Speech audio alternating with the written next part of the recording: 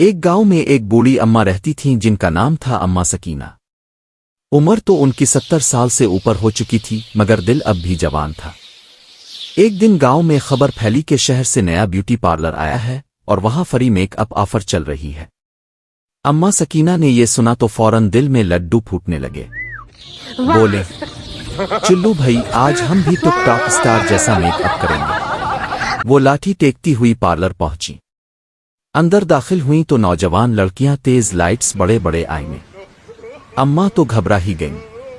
Parlour والی لڑکی نے پوچھا، آنٹی کیسا میک اپ کروائیں گی؟ اماں بولے، بیٹا ایسا میک اپ کرو کہ مرحوم شوہر خواب میں دیکھ کر پھر سے شادی کی بات چھیڑ دے۔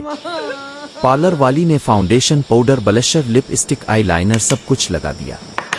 آدھے گھنٹے بعد جب اماں کو آئینہ دکھایا گیا تو اماں خود کو دیکھ کر چیخ اٹھیں، ارے اللہ، یہ میں ہوں یا کسی کی دلہن؟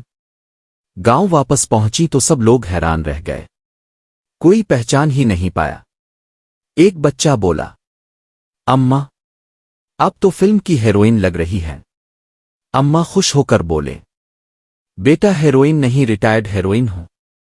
شام کو جب اماں نے کھانا کھایا تو لپ اسٹک بھی روٹی کے ساتھ آدھی ختم ہو گئی اور آخر میں بولے، میک اپ تو اچھا ہے مگر روٹی کے ساتھ ذائقہ نہیں دیتا۔